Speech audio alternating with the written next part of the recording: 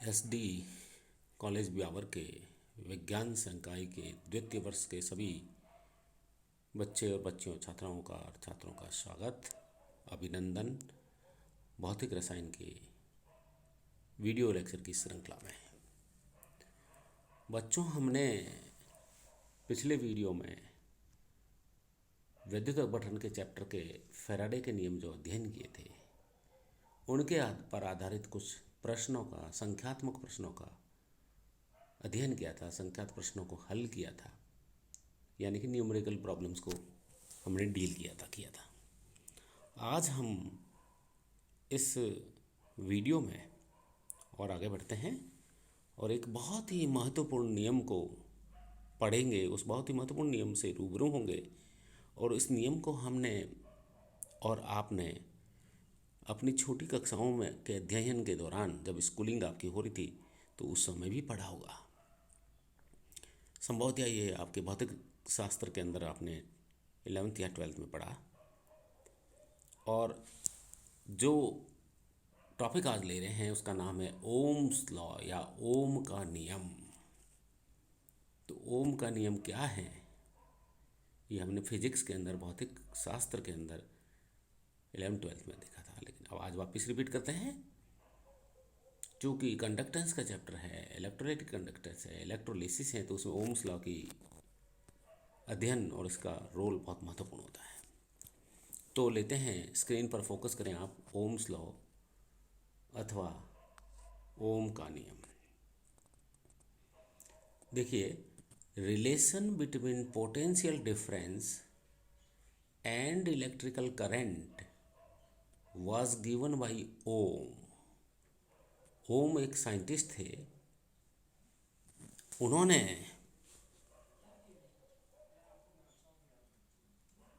Potential difference यानी कि विभवांतर तथा इलेक्ट्रिकल करंट या विद्युत धारा के मध्य संबंधों का अध्ययन किया था। And all the metallic conductors and electrolytes obey Ohm's law. और ये बताया कि जितने भी धात्विक सूचचालक हैं तथा इलेक्ट्रोलाइट हैं, वो सभी के सभी ओम के नियम का पालन करते हैं। तो सबसे पहले ओम ने विभवांतर तथा विद्युत धारा के मध्य संबंध को बताया था और ये भी बताया कि सभी धात्विक चालक के साथ साथ विद्युत अपघट्य भी ओम के नियम का पालन करते हैं।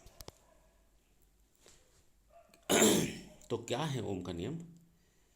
The potential difference produced on the ends of any conductor, the potential difference produced or developed on the ends of any conductor is directly proportional to the electric current flowing through the conductor.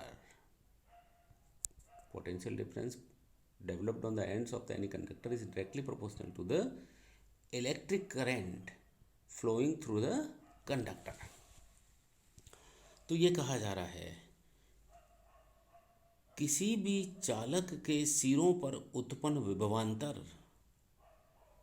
उस चालक में प्रवाहित विद्युत धारा के अनुक्रमानुपाती होता है।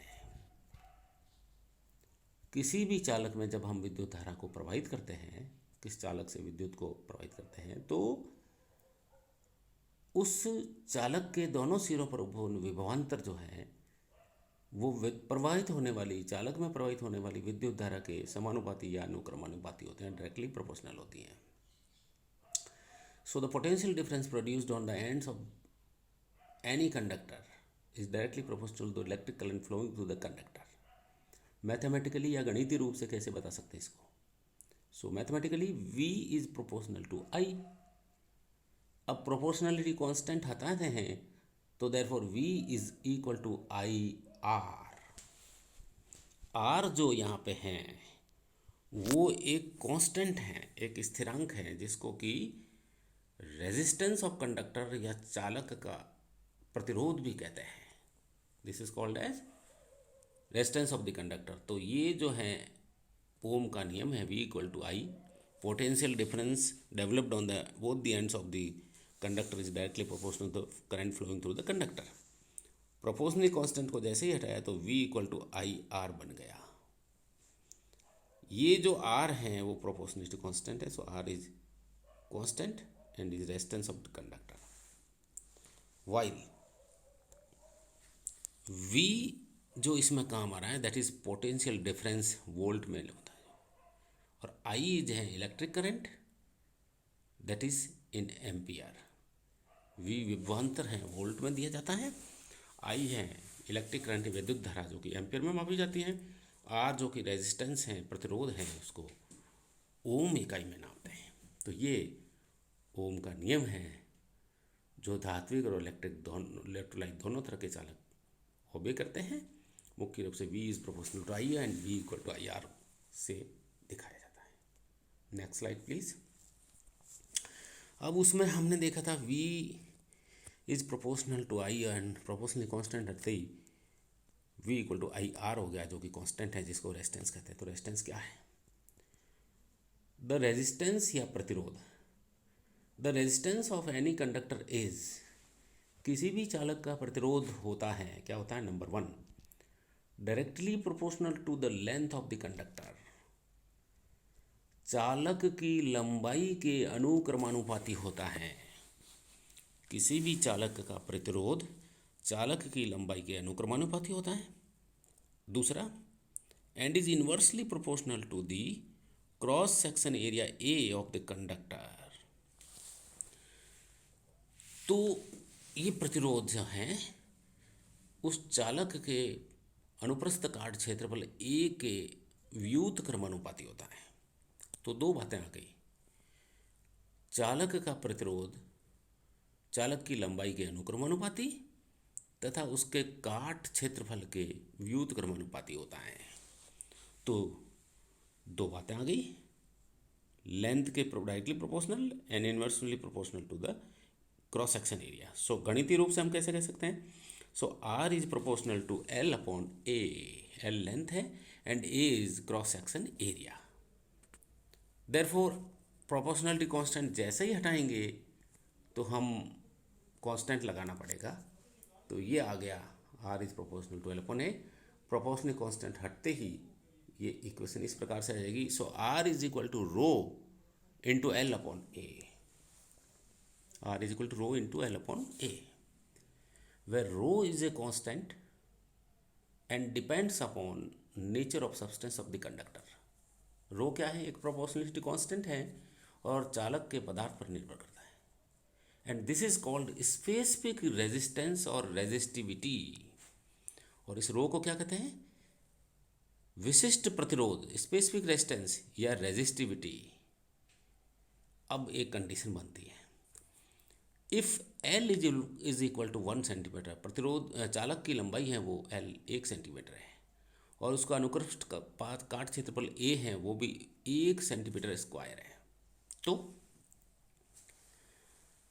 जब L equal to 1 centimetre and A is equal to 1 centimetre square, then R is equal to rho, L upon A की जगह 1 अपॉन 1 किया तो 1 हो गया, सो R इज इक्वल टू रो। तो R प्रतिरोध है वो विशिष्ट प्रतिरोध के बराबर ही होगा।